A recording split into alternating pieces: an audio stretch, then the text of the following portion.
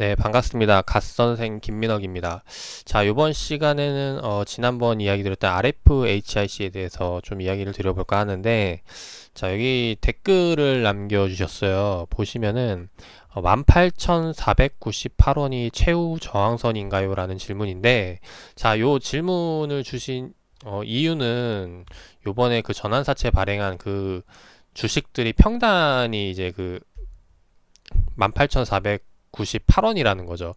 자, 이게 이제 최후의 저항선이 될지 안 될지에 대해서 좀 이야기를 드려보도록 하겠습니다. 자, 요거를 일단 이야기 드리려면은 우리가 일단 기본적인 개념을 알아야 돼요. 기본적인 개념이 뭐냐면은 주식이 올라가는 이유와 근본적인 이유와 반대로 이제 떨어지는 이유에 대해서 알아야 되는데, 이제 우리가 이것을 개념을 일단 정할 때 가장 많이 쓰는 게 이제 지지와 저항선이죠.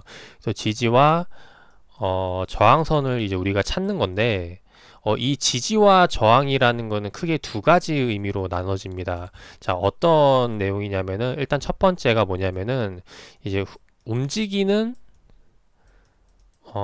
지지와 저항선, 지지 앤 저항, 네, 이 있고, 그 두 번째는 뭐냐면은 이제 움직이는 게 있으면은 고정된 게 있겠죠. 네, 고정된 지지와 저항선이 있어요. 그래서 일단 대표적으로 움직이는 지지와 저항이라고 하면은 우리가 흔히 알고 있는 가장 많이 쓰는 이제 이동평균선의 개념이죠. 그래서 이동평균선에서 우리가 흔히 뭘 기대를 하죠? 지지받고 반등이 나오는 걸 기대를 하게 되죠. 그래서 이 기본적으로 이 이동평균선에 대해서 지지와 저항 개념을 들어볼 수가 있다라는 겁니다. 그래서 이게 가장 대표적인 이제 움직이는 지지와 저항선이라고 보시면 되고, 그 다음에 이제 고정된 지지와 저항이라고 하면은 이제 가장 대표적인 게 이제 라운드 피겨가 있어요. 뭐냐면은 이제 심리적으로 우리가 안정을 취할 수 있는 가격들이 있죠. 뭐 예를 들어서 지금 보면 3만 원짜리 주식이 있는데 2만 뭐 9,500원이라고 가정을 할게요. 그러면은 괜히 우리가 매도를 할 때는 이 가격에 파는 게 아니라 이제 3만 원 딱 맞춰서 팔고 싶은 그런 심리가 있다라는 거죠. 그래서 이런 심리적인 가격들이 흔히 이제 만 원 단위, 뭐 이제 1,000원 단위 이렇게 해서 이제 끊어지게 되는데, 이제 여기에 대해서 의미를 둘 수 있는 게 가장 기본적인 거고, 그 다음이 이제 확실히 둘 수 있는 게 실제로 수급 주체가 흔히 우리가 이야기하는 이제 세력들이 가지고 있는 단가가 이제 흔히 말할 수 있는 지지와 저항선이 되겠죠. 그래서 지금 제가 RFHIC 같은 경우는 지난번 전환사채에 대한 물량, 그게 이제 18,498원이라는 이야기를 드렸고, 이제 여기에 대해서 지지를 받을 수 있지 않을까 하는 부분에서 이제 말씀을 드렸는데, 자, 이게 최후의 저항선이라고 봐야 될까요? 라는 질문을 하면은, 지지선이라고 봐야 될까요? 질문을 하면은 제가 과거에 제넥신이라는 것 좀 보여드릴게요. 제가 이전 영상으로도 찍어드린 내용인데, 지금 이 제넥신이라는 걸 보면은 자, 예전에 공시에서 이제 유상증자 받은 공시가 있어요. 그래서 그 공시 내용을 좀 살펴보도록 할게요. 자, 유상증자가 아마 주요 사항인가요? 네, 주요 사항 보고서를 보면은 2015년도에 보시면은, 자, 2015년도 11월 18일 날 유상증자건이 있습니다. 그래서 이 내용을 좀 살펴보도록 할게요. 자, 이 내용에 어떤 내용이 들어있냐?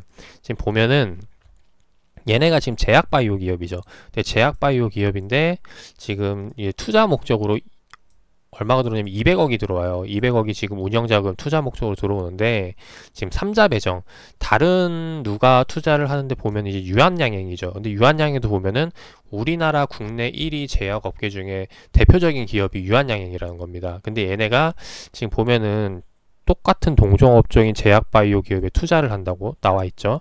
근데 그 나와 있는 단가를 보면은 얘네가 지금 81,800원이에요. 지금 200억을 투자하는데 그 200억 투자 단가를 81,800원에 달라고 하는 거죠. 그래서 이거를 200억 나누기 81,800원 하면은 실제로 얘네 유한양이 보유하는 주식 수가 되겠죠. 네, 그래서 이제 81,800원을 받게 되는데, 지금 보면은 이 200억 유상증자를 하고 나서 이 보시면 바로 다음 이제 2016년도 2월 17일에 1대1 무상증자를 진행을 하게 됩니다. 그래서 실제로 단가는 81,800원에서 1대1 무상증자를 하게 되면은 무상증자가 주식수가 늘어나는 거잖아요. 우리가 흔히 이제 주가를 구하는 공식이 이제 주식수 곱하기 주가, 이게 이제 시가총액이거든요. 주식수 곱하기 주가가 시가총액인데, 무상증자라는 건 이 주식의 가치가 변하면 안 돼요. 근데 무상증자라는 게 주식수를 늘리는 거죠. 이 늘림으로써 지금 이 주식 가격을, 주가를 내려야, 올린 만큼 내려야 시가총액이 변하지 않는다는 겁니다. 그래서 무상증자를 2배로 늘리게 되는데 결국에는 주가를 절반으로 내려야 된다라는 것. 그 말은 즉 지금 현재 유한양행이 받았던 81,800원의 평단이 뭐가 되냐면은 4만, 지우고 다시, 네, 4,900원이 된다라는 거죠. 그래서 실제로 유한양행이 갖고 있는 평단은 4,900원이 되는데, 지금 요 차트를 보시면은 지금 제가 표시해 놓은 게 지금 그 구간들이에요. 과거에 지금 좀 보기 쉽게 표시를 해 놓으면은, 자, 이 구간에서 유상증자를 받았습니다. 200억.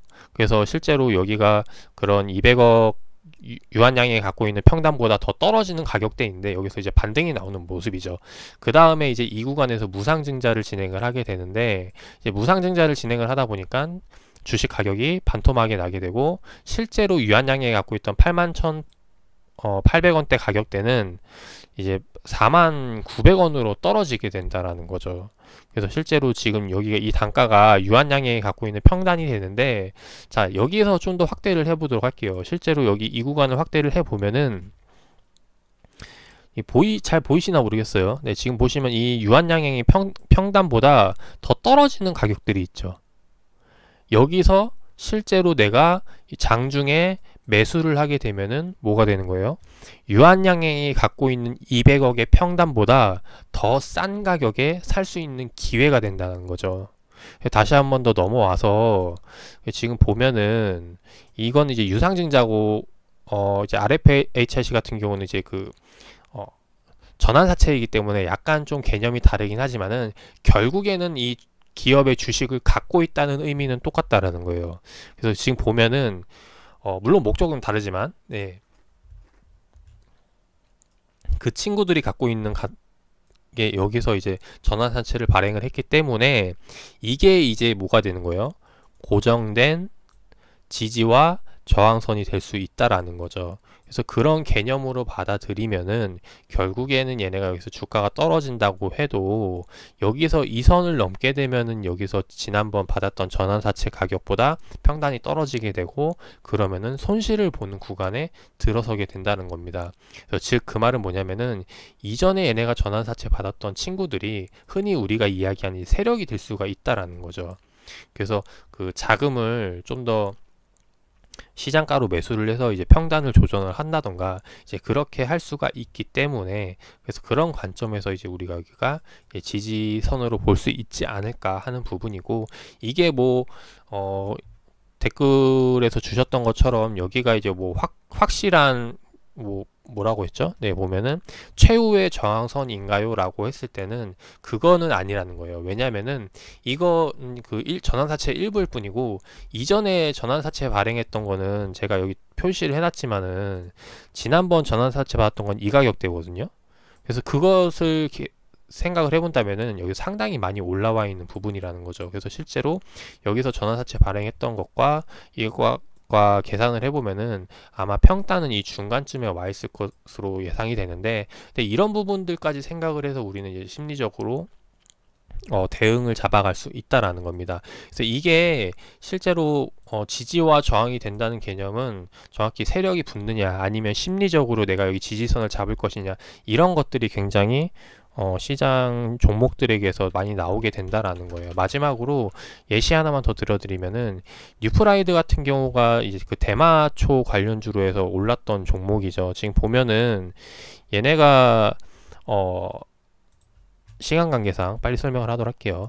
대마 사업 이후에 쭉 보면은 주가가 떨어지는데 이제 이 구간에서 보면 유상증자를 받아요. 유증을 받는데 그 유증 받는 가격대가 1725원입니다.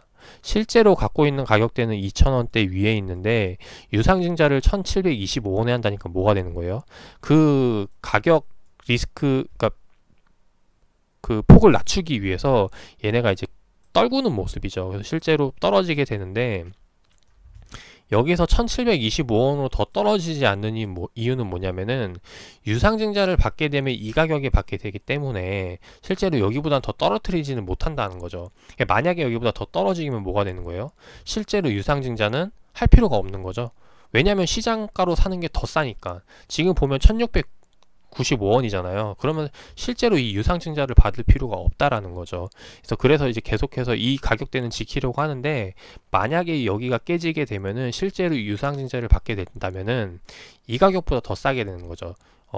예를 들어서 뭐 1725원이 아니라 뭐 1500원에 유상증자를 받는다던가 이렇게 해서 이제 가격이 바뀐다는 거. 그래서 이런 부분들이 심리적으로 우리가 지지를 받을 수 있는 구간 포인트들이 되기 때문에 그래서 이런 것들을 우리가 흔히 지지와 저항의 개념으로 잡고 보시면 좋겠다라는 겁니다. 그래서 RFHIC 같은 경우는 최근에 이제 5G 관련주로 해서 많이 올라왔는데 여기가 지금 최후의 지지선이라고 보기보다는 여기서 일단 지지를 받을 수 있는 그런 명분이 있다라는 것을 말씀을 드린 거고, 그 다음에 만약에 지금 1차적으로 본다면 여기에 대해서 지지선으로 잡는 게 아니라 우리가 기술적으로 보는 그 과거 저점들이죠. 지금 보시면은 이 과거에 지지를 받았던 구간들 여기서도 또 한번 이제 기술적으로 받을 수 있는 부분이기 때문에 이런 개념으로 접근을 하시면 좋겠다라는 거예요. 그래서 지금 제가 말씀드리는 거고, 그래서 일단 요번에 지금 반등이 나오고 있는데 지금 제가 보는 거는 여기서 기술적으로 반등 한번 잠깐 나오는 게 아니라 여기서 이제 크게 돌리는 모습이 나와주기를 기대를 해보면서 RFHIC 잘 봐주셨으면 좋겠습니다. 그 댓글 남겨주신 거에 대해서 답글 영상으로 남겨드렸는데 투자에 참고하셔가지고 좋은 결과 나오시기를 바라겠습니다.